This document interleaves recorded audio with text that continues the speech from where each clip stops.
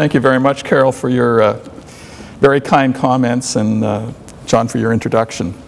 I'd also like to thank the nominating committee and the adjudicating committee, Ted Hewitt and Tammy Johnston, who were instrumental in convincing me to let my name stand this year.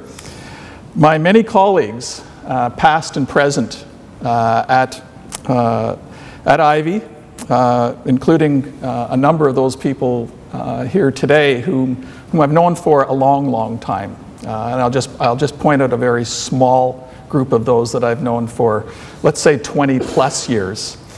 So that would be people like Jean-Louis Sean, David Sharp, Mary Roberts, and many of my colleagues who I've known not quite as long, but whose friendship and professional association I very much welcome and appreciate. I also like to thank my PhD students. A number of them are here today, not least in part because there's a rumor of a drink later. And I want to thank Western University and Ivey for helping to create a research culture which has allowed me to pursue a professional life that is not always possible. It's one that we take for granted here, perhaps, but you can't take for granted in many parts of the world. And certainly with the 39 Country Initiative, one of the things that I've learned is just how privileged we are in this particular environment here to pursue things that are really interesting to us and to be actually able to do it for a living. I think it's terrific. Now, as only a few of you here would know, I first came to Western 40 years ago, and I was fresh out of high school.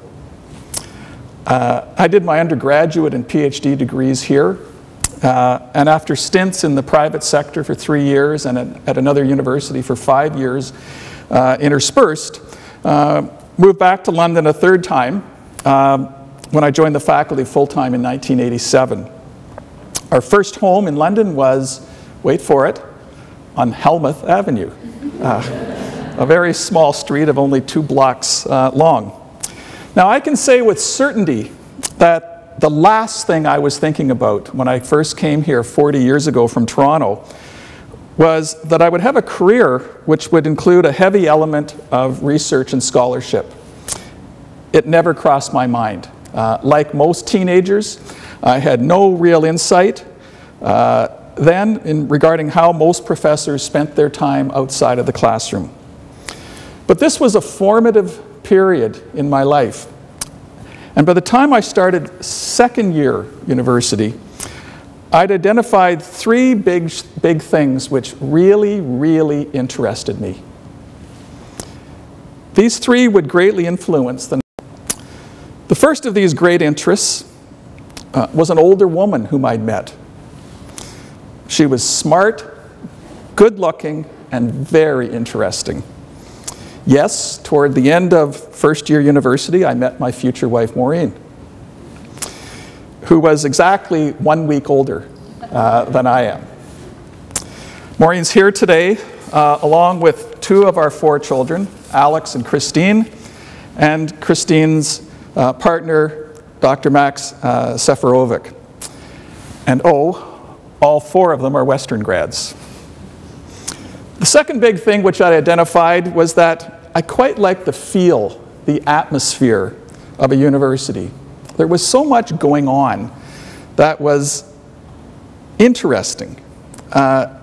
It was new, it was confusing, it was contradictory, all at the same time, and it was in a concentrated location. You didn't have to go very far to bump into something with those kinds of characteristics. So I couldn't help but think that this would not be a bad environment to land up in at some stage after graduating. The third big thing which I'd identified, which I really liked, was traveling to new places and seeing new cultures. In the summer between first and second year, I traveled for 4 months, mostly within all corners of Europe, but also through the Middle East and North Africa. I was moving fast over that time frame. And one of the things that I learned then was that the more complicated the place, the more unfamiliar the place, the more I was attracted to it. I really, places that I really couldn't figure out, I kept thinking, geez, I'd like to spend more time trying to figure these places out. So, what happens? By the tender age of 19, I figured out what I liked. That, of course, was the easy part. The trick is to try to figure out some way, if I could somehow find a way, to build a life and a career around one or more of these three great likes that I had. Over the next decade, things became clearer. First, in a moment of great weakness, my girlfriend agreed to marry. On the career side, I knew by then I wanted to find a way that would allow me to ultimately land up in a university business school setting such that it would allow me to pursue my interest in trying to understand how things worked in complex organizations, which to me are multinational enterprises, and in complex countries. So I chose a PhD thesis topic, and my PhD dissertation, and to this day still largest area of research interest, was on joint ventures in developing countries. Now, for those of you who are not from business schools, equity joint ventures are the mode of choice for about 1/3 of all foreign direct investments around the world. And we're talking about billions of dollars annually. Developing countries, well, that's actually most of the world. So my thesis was my first major research study, and for the small number of people who were around at that time, they'll recall it was no easy time.